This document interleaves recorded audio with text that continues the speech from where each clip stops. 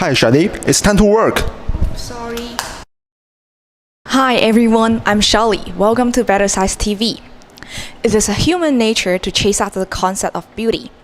Last year, under the impact of COVID-19, the face mask has become the new fashion items and there were less chances for us to put on makeups. As the pandemic is gradually being controlled, hopefully we can get rid of the face mask and put on beautiful makeups in near futures.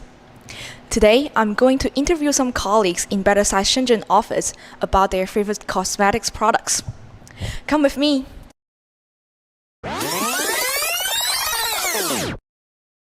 Hello, Calvin. May I ask you what's your favorite cosmetics product? Let me show you.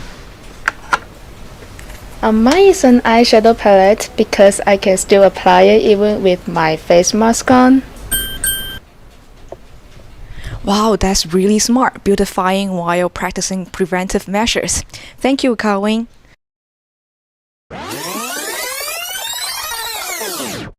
Hello, Daniel. Can you show me your favorite cosmetics product? Yeah, in a hot summer day like this, only the loose powder can help me reduce the oil on my face and keep my foundation in place.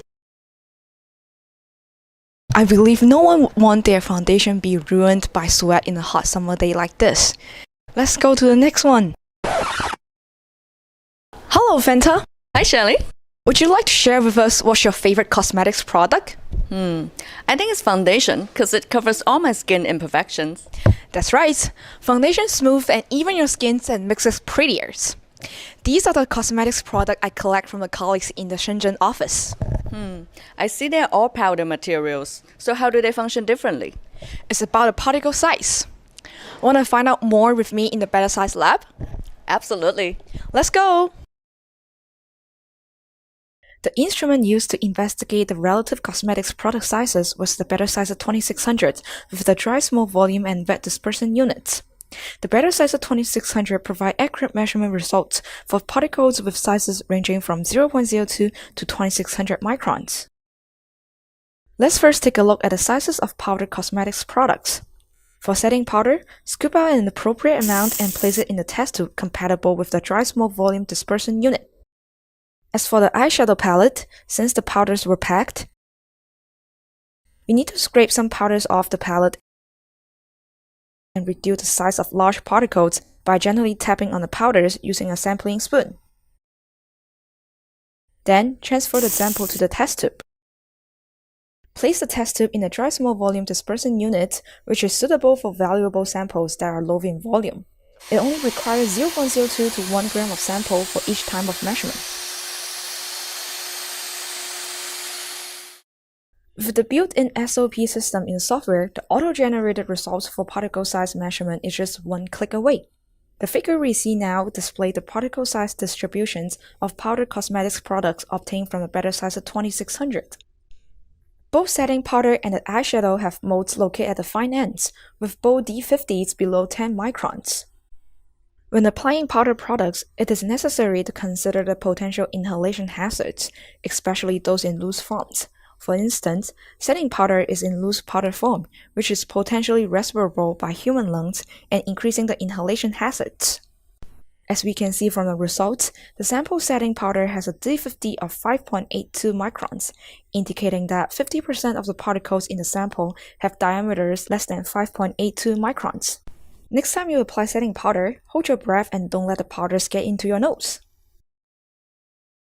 Moving on, we will perform particle size measurements on foundation and moisturizer using the wet dispersion units. First, prepare the moisturizer sample by dispersing and thoroughly mixing a certain amount of moisturizer emulsions in water. Prepare the foundation sample by dispersing and thoroughly mixing a certain amount of foundation in ethanol. Make sure the samples are well dispersed in the medium. Since we are using the wet dispersion units for these two samples, we need to switch between the wet and dry methods. Gradually add the moisturizer and foundation samples in the circulation tank using a pipette until the obscuration values fall in the desired range. Here are the particle size distribution curves of moisturizer emulsions for 4 repeat measurements obtained from the Better Size 2600.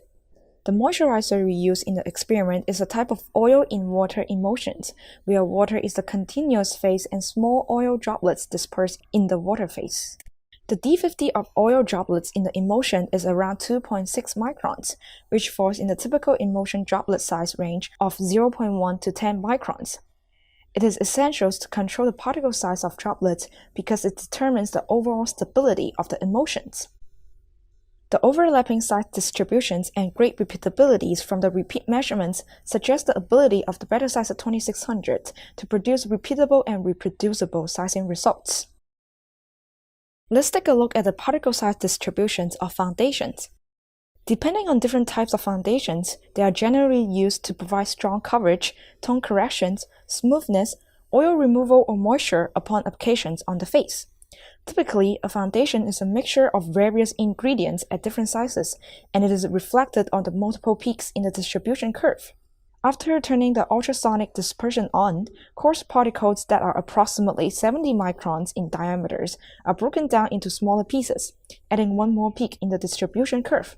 The results demonstrate a high resolution of the better size 2600 in effectively distinguishing multiple peaks in a polydispersed sample.